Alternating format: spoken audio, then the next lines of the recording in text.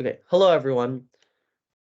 Today we're going to be talking about the chapter in Braiding Sweetgrass called Learning the Grammar of Animacy. Our group is Varun, Alex, Shiven, Peter, and Jeremy. Our thesis is that in learning the grammar of animacy, Kimmerer argues that Western languages' representations of nature as an inanimate object rather than a living being inhibits the ability of humans to appreciate it holistically. And the reason we chose to use the word appreciate is because we'll be exploring three different ways why that kind of reflects our understanding of nature, and we'll be talking about that later on in the presentation. So the first way we can understand the difference between how indigenous languages and Western languages appreciate nature is through the criticism of science. So I think that science enables us to see the difference in this view of nature in two different ways.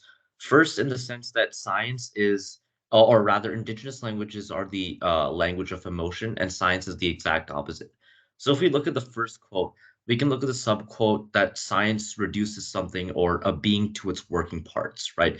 A working part brings up an imagery of machinery, of an inanimate object, which a bunch of different robotic parts, right? That completely strips any object or anything in nature of emotion.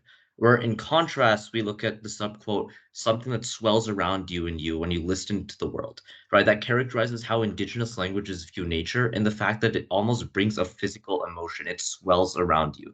That kind of shows how indigenous languages actually allow us to see nature is something that exists, something that's a living being, something that elicits emotion, but unlike science. And the second way science demonstrates this concept is through the second quote. So right now, science abstractly is kind of like the language of our senses, right? Whatever we can see, hear, taste, feel, or smell kind of characterizes exactly what we can comprehend.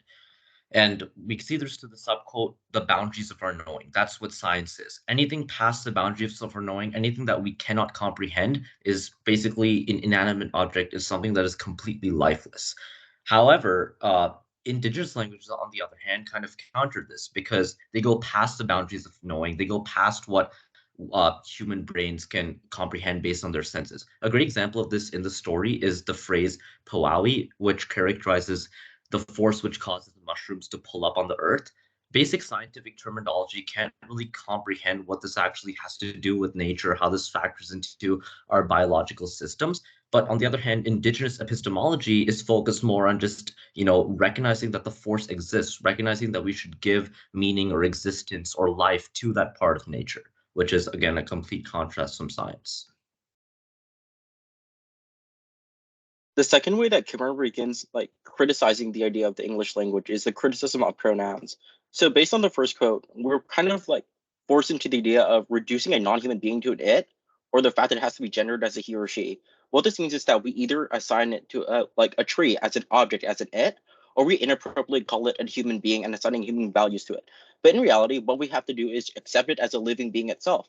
But the English language doesn't allow us to do so, which is why we need to be able to understand that we have to see nature as more than just an inanimate object, and we can respect it without calling it also another human being.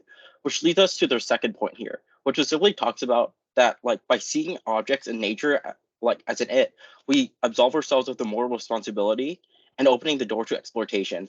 So essentially here, what Camara is saying is that the language we use kind of shapes how we view things in nature and how we act towards it.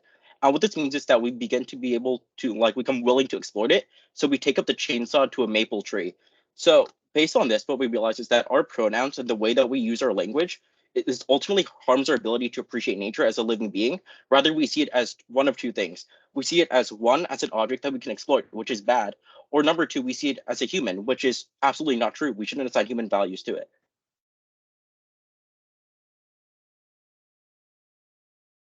So a third critique that Kimmerer is making is a criticism of anthropocentrism.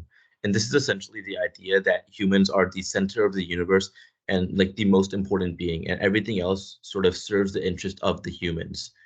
Essentially, this is an idea that humans are superior, excuse me, to other species and beings. But Kimmerer is sort of critiquing this view through this specific excerpt because she's more encouraging a symbiotic relationship between humans and non-human beings. And through the quotations of things like beaver people, bear people, birch people, and rock people, we're sort of seeing how they're worthy of our respect, as it later explains. And this respect is sort of a moral consideration in the world. And this expression of respect is showing how it's not just the humans around us that are important, but rather nature as well. And Kimmer is departing from this anthropocentric view by explaining how it's not just humans that possess consciousness or intelligence, rather, it's also the things around us in nature, like these bear people and like the rock people. And later on in the quote, we sort of see how these same like things around us with nature are holders of knowledge and teachers. And this and the way Kimmer is describing this indicates something important in terms of the fact that we don't see ourselves as superior to a teacher, for instance. So we shouldn't be seeing ourselves as superior to the nature around us, because then we won't be able to learn from it. And that's sort of how this quote relates to our thesis, because our thesis sort of talks about how we need to be appreciating nature holistically, and that's how we can learn from it. However, if we see ourselves as superior to nature, then we won't actually learn from it. And Kimmer is critiquing how Western civilization sees ourselves as superior to nature, and as a result, isn't able to learn from it, whereas indigenous tribes are able to see ourselves and be one with nature, and as a result, they're able to learn from it, and they're able to be the nature is able to teach the regular citizens in indigenous tribes. So now we're going to talk a little bit about indigenous languages. And the main distinction I want to make between indigenous languages and the English language is that indigenous languages provide non-human objects, specifically what we would consider in English to be inanimate objects, with agency, with animacy. So it's important to note that only 30% of English words are verbs, but in Potawatomi, which is the author's tribe's specific language, that proportion is 70%. So the way we see this actually playing out is in the above example of the term a bay. So in English, we would say that something is a bay, it's a thing. Whereas in Potawatomi, we would say technically that something has chosen to become a bay. It is a bay, to be a bay. And so that gives the idea that the water in this bay could be in a waterfall or in an ocean or in a number of different forms. And so it gives that water agency, but it also gives us the sense that this water is operating in kind of this interconnected system in which we are all a part of. And because we are all a part of this system, we are kind of all a part of this greater being. We are all equals functioning in this universe, and we all have a vested interest in preserving it. So rocks are animate, mountains, water, fire. It is important to note that Anishinaabe religions are largely based on elements of nature. So we see this respect for nature, this regard that nature can be a teacher as well as an equal that simply does not exist in English. And that fundamentally changes the indigenous attitude towards nature as opposed to the Western one. Okay, that's the end of our presentation. Thank you for listening.